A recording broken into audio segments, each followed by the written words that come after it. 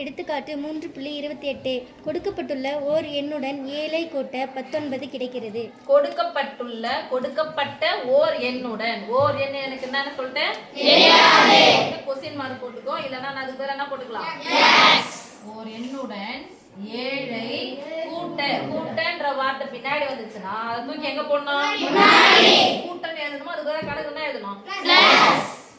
என்ன கிடைக்கிறது, கிடைக்கிறதுன்ற வார்த்தை பின்னாடி வந்துச்சுன்னா கிடைக்கிறன்ற வார்த்தைக்கு கணக்குல என்னன்னு போடணும், அவ்வளவுதான். 7 கூட எதை கூட்டினா 19, 12 அவ்வளவுதான். அப்போ x வேணும்னா எனக்கு x மட்டும் வேணும், தேவையில்லாத என்ன பண்ணணும், பக்கம் பிளஸ்ஸா இருக்கிற 7 சமக்குறிக்கு அந்த பக்கமா போனா -7 9ல இருந்து 7 நீங்கன்னா 2 இங்க 1. சோ அந்த எண் எத்தனைப்பா, 12. அந்த எண் 12. அந்த எண் 12. அடுத்தது 29வது கணக்கு அப்படியே வாசிங்கம்மா. எடுத்துக்காட்டு 3.29 ஓர் எண்ணுடன் 4 மேடம் ஓர் எண்ணின் 4 மடங்குடன் 18 ஐ கூட்ட 28 கிடைக்கிறது. ஓர் எண்ணின், அந்த ஓர் எண் என்னன்னு எனக்கு தெரியாது. ஓர் எண்ணின் 4 மடங்குடன், 4 மடங்குன்ற வார்த்தைக்கு கணக்குல என்னன்னு போடுவோம், பெருக்கல். 4 மடங்குடன் 18 ஐ கூட்ட, அப்ப 18 ஐ கூட்டன்ற வார்த்தைக்கு பதிலா கணக்குல என்ன போடுவோம், பின்னாடி போடுவோம், முன்னாடி போடுமா, பின்னாடி வர வார்த்தை முன்னாடி போடுவோம். ஓகேவா, என்ன கிடைக்கிறது, 28 கிடைக்கிறதுன்ற வார்த்தை பின்னாடி இருக்கு. அப்ப கிடைக்கிறன்ற வார்த்தைக்கு பதிலா கணக்குல என்னன்னு போடுவோம், ஈக்குவல் டு எங்க போடணும், முன்னாடி. ஒரு சமன்பாட்டுல பெருக்கல் வருது பிளஸ் கூட்டல் வருது, எதை ஃபர்ஸ்ட் செய்யணும், பெருக்கல். பெருக்கலுக்கு முன்னாடி பின்னாடி என்ன பண்ணிக்கணும், அலைன் பண்ணிக்கணும். ஓகேவா, இது அப்படியே இருக்கட்டும், ஒண்ணும் பிரச்சனை இல்லை. 4 × x 4x தான்.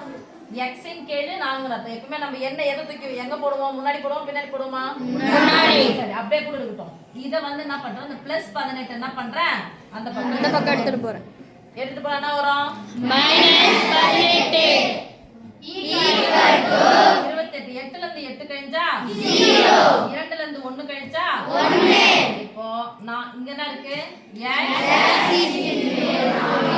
x × 4 சொல்ல மாட்டேங்கிறீங்களே, x × 4.